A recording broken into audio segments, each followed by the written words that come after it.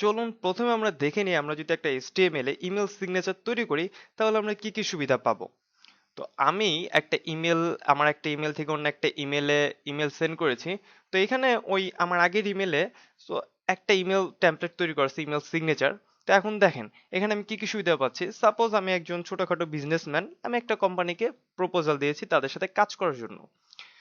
তো এখন আমি যে কোম্পানিকে ইমেল পাঠিয়েছি তারা যাতে আমাকে খুব সহজেই চিনতে পারে এবং আমি কে তো জানতে পারে সেই জন্য একটা ইমেল সিগনেচার তৈরি করা হয়। আপনি যদি একজন স্টুডেন্ট হয়ে থাকেন আপনারও এরকম একটা ইমেল সিগনেচার প্রয়োজন। সেক্ষেত্রে কি হয়, আপনি যখন একটা ইমেল পাঠাবেন আপনার ইমেলের যে প্রফেশনালিটি সেটা আরো বৃদ্ধি করে। তো আমি এখানে দেখেন আমি যদি আমার ফেসবুক ক্লিক করি, আমি যাকে পাঠাবো সে আমার ফেসবুকে ইজিলি যেতে পারতেছে এবং সে যদি আমাকে আমার ওয়েবসাইট দেখতে চায় সে সরাসরি এক ক্লিকে আমার ওয়েবসাইটে চলে যাচ্ছে। বাট আমি যখন এটা গ্রাফিক্সে করব তখন কিন্তু এতগুলো সুবিধা পাবো না। জাস্ট একটা ব্যানার দেখতে পারবো, হ্যাঁ আমি অমুক তমুক শেষ। আপনি যদি কোডিং নাই পারেন আমি আপনাকে কোডিং সহ দিয়ে দিচ্ছি এবং কিভাবে এডিট করবেন সেটাও বলে দিচ্ছি এবং দেখিয়ে দিচ্ছি। তো এরপরেও যদি আপনি না পারেন আপনি গ্রাফিক্সে করতে পারেন, তবে এইচটিএমএলটা বেশি ভালো হয় সবার জন্য। তো চলুন আমরা কি করে এটা এডিট করব দেখে নিই। তো আমি আপনাদের ঠিক এরকম একটা ফাইল দিব। তো ফাইলটা আপনারা ফার্স্ট ওপেন করবেন। তো এটা হইতে পারে আমার ক্রোমে ওপেন হইছে, আপনার অপেরা মিনি থাকতে পারে, আপনার অন্যান্য যে কোনো ব্রাউজার থাকতে পারে। তো একটা ব্রাউজার আপনি ওপেন করলেন, দেন এই কোডটা আমরা কি করে ওপেন এডিট করব। এডিট করতে হলে আপনাকে ফার্স্টে edit with notepad plus plus, আমি সফটওয়্যার লিঙ্কটা ভিডিও ডিসক্রিপশনে দিয়ে দিচ্ছি। যেহেতু আপনি একজন নন কোডার প্লাস আমিও একজন নন কোডার, তো বেশিরভাগই হচ্ছে কোডাররা এই সফটওয়্যারটা ইউজ করে, এটা এমবির থেকেও কম। তো আমরা এটা ফার্স্ট ওপেন করি নোটপ্যাড প্লাস প্লাসে, দেন এরকম কোড দেখে ও বাবা এত কোড, যাক ভয় পাওয়ার প্রয়োজন নেই, আমি দেখিয়ে দিচ্ছি। কিছু করা দরকার নেই, আমি এখানে আপনার ইওর নেম যেটা আছে, তো সেখানে হচ্ছে আপনার মানে আপনি আপনার নাম দিবেন, আমি আমার নাম দিচ্ছি মিনাজুল আবেদিন। দেন ক্যাপশন আছে দেখেন, এখন যদি আমি কন্ট্রোল এস দিয়ে সেভ করি এবং আমি যদি এটা রিলোড করি আমার নাম চলে আসছে। বাহ।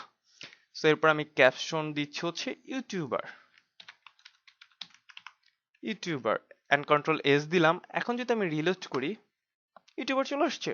সো এখন আমরা এই তিনটা জিনিসই চেঞ্জ করব। যেহেতু আমি আইকনগুলো দিয়ে দিচ্ছি, আইকনগুলোর প্রত্যেকটা লিঙ্ক সহ, তাই আপনাদের আর কোনো প্রবলেম হবে না। আমি এখানে আমার নাম্বারটা দিচ্ছি, জাস্ট একটা নাম্বার বসিয়ে দিচ্ছি এবং একটা ইমেল, আমার ইমেলটা দিয়ে দিচ্ছি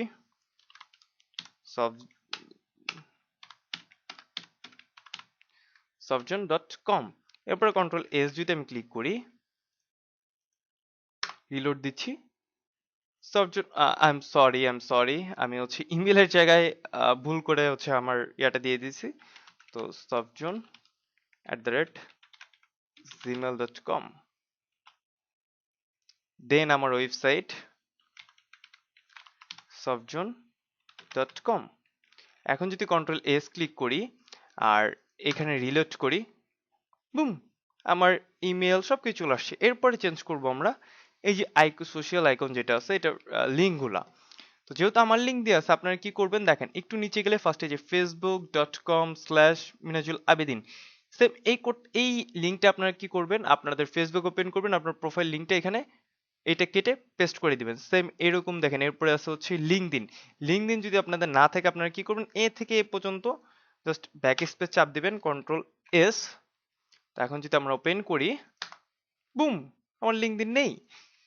আমি কন্ট্রোল জেড দিয়ে লিঙ্কডইন নিয়ে আসছি। সেম এরকমই আপনার যেটা যেটা থাকবে না, টুইটার যদি না থাকে, এই এ থেকে এই পর্যন্ত এইটা জাস্ট কেটে দিবেন।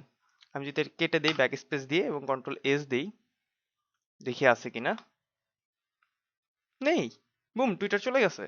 সো ঠিক সেরকম আপনার যেটা যেটা নেই এটা এটা ডিলিট করে দিবেন।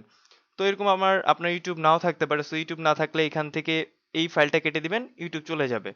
সো আমার যেহেতু ইউটিউব আছে, আপনারা জাস্ট ইউটিউব থাকলে এই যে লিঙ্ক যেটা আছে এইটা ডিলিট করে দিয়ে আপনাদের যে লিঙ্কটা সেটা বসাই দিবেন, চলে গেল।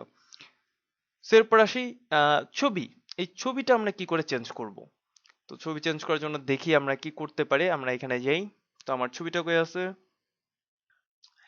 এই এই ইমেজটা আছে, এই ইমেজটা হচ্ছে আমার ছবি। তো আমি এটা একটু এই করে কপি করে দেন একটা ফাইল ওপেন করি। এটা হচ্ছে ছবি। তো এই ছবিটা কি করে চেঞ্জ করব, আমরা হচ্ছে এই ওয়েবসাইটটাতে, এই ওয়েবসাইটের ভিডিও ডিসক্রিপশনে দিয়ে দিচ্ছি আমি, এই ওয়েবসাইটটাতে যাব।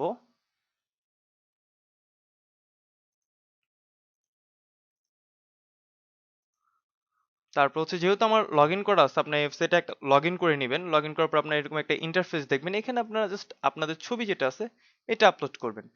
তো আমি ডেস্কটপে একটা ছবি রেখে দিয়েছি, এইটা আপলোড।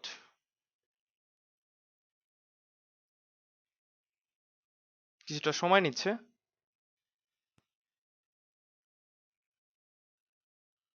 ওকে, দেন এই যে যে কপি, এই যে ইয়াটা, তো এটা আমরা ফার্স্ট ওপেন করি। এই যে আমাদের লিঙ্ক দিয়ে দিছে। তো দেখুন এই যে আমার হচ্ছে আহ, ছবিটা, তো এইটা আমরা এরপরে ওপেন করব ওপেন ইমেজ ট্যাবে। তো ট্যাবে ওপেন করার পর আমরা এই যে লিঙ্কটা পাবো, এই লিঙ্কটা হচ্ছে কপি করব। সরি, এটা কন্ট্রোল সি দিয়ে কপি করলাম। দেন এই যে যে ইমেজটা আছে, এই ইমেজ এখানে বসাই দিব। এখানে কন্ট্রোল ভি কন্ট্রোল এস। তো এখন দেখি আমার এটা পরিবর্তন হয়েছে কিনা। বুম, আমার ছবি পরিবর্তন হয়ে গেছে। তো এখন দেখেন আপনারা খুব সহজে এরকম একটা ইমেল সিগনেচার তৈরি করে ফেললেন। এবার এইটা কি করে আমি আমার ইমেলে বসাবো?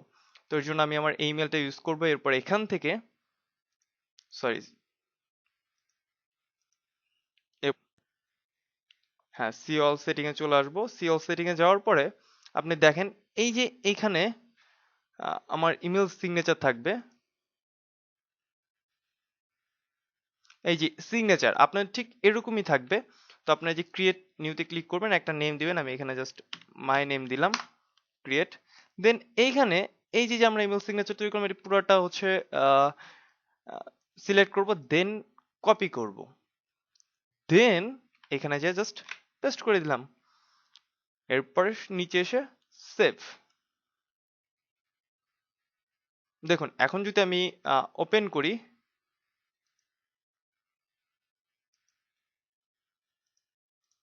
সরি আমি একটু ভুল করে ফেলেছি মেবি।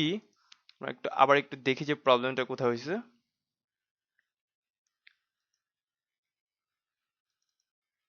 এডিট করলাম, মাই ডান। হ্যাঁ, এরপরে হচ্ছে